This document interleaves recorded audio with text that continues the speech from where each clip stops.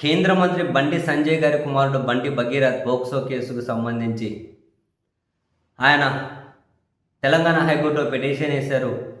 ముందస్తు బెయిల్ అయినా ఇవ్వండి, లేదా అరెస్ట్ చేసినా ఇమ్మీడియట్గా బెయిల్ ఇచ్చే విధంగా ఆదేశాలు ఇవ్వండి అని.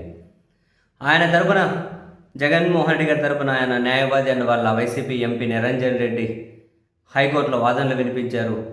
అర్ధరాత్రి 12 గంటల వరకు వాదనలు జరిగాయి. ఫైనల్గా హైకోర్టు జడ్జి గారు ఇదేమీ ఇంత ఆషామాషిగా త్వరగా తీర్పిచ్చేది కాదు, తదుపరి విచారణ నెక్స్ట్ బేస్తవారం అంటే గురువారం 21వ తేదీకి వాయిదా వేస్తున్నాను అని అంటే, నిరంజన్ రెడ్డి గారు తన అనుభవాన్ని అంత రంగరించి పదే అడిగారు. అప్పటి వరకైనా అరెస్ట్ చేయకుండా ఆదేశాలు ఇవ్వండి, అప్పటి వరకైనా స్టేటస్ కో ఇవ్వండి, అప్పటి వరకైనా ఆపండి అని.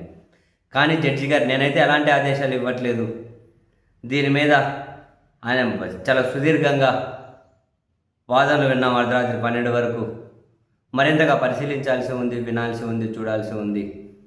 ఇదేం ఆషామాషి కాదు, బాధితురాలు వాంగ్మూలాన్ని పరిశీలించిన తర్వాత కూడా అని చెప్పి ఎలాంటి స్టేటస్ కో అయితే ఇవ్వలేదు.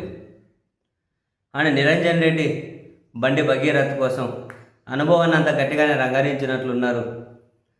ఆయన ఆర్గ్యుమెంటు అసలు బాలిక మైనర్ కాదని చెప్పి వేరే సర్టిఫికేట్ ఏవో ప్రొడ్యూస్ చేశారట.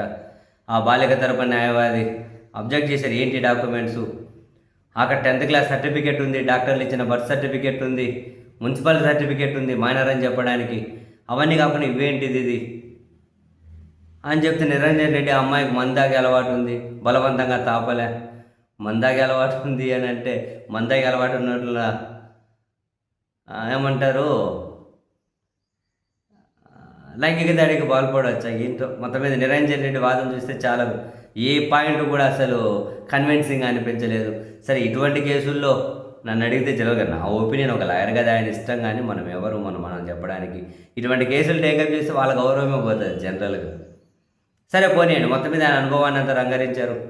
ఇటు పోలీసుల తరపున అండ్ పిటిషనర్ తరపున న్యాయవాది కూడా ఈ బండి భగీరథ్ ప్రొఫైల్ నేర చరిత్రనే ఇప్పటికే 2-3 కేసులు నమోదయ్యాయి అని చెప్పి చాలా ఆధారాలు ఇచ్చారు.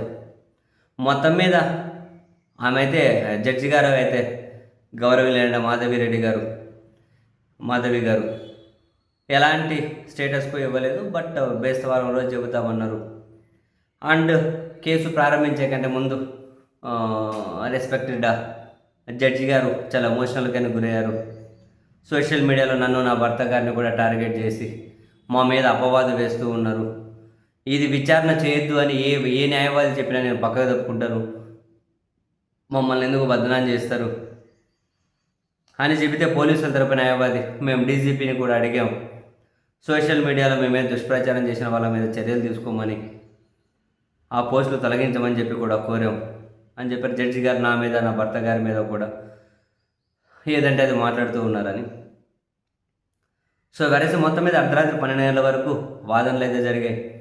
ఎలాంటి ఇంటీరియర్ మాటలు ఇవ్వడానికి జడ్జి గారు అంగీకరించలేదు. మరి ఇప్పుడు కోర్టు తెలంగాణ పోలీసుల పరిధిలోకి వచ్చింది.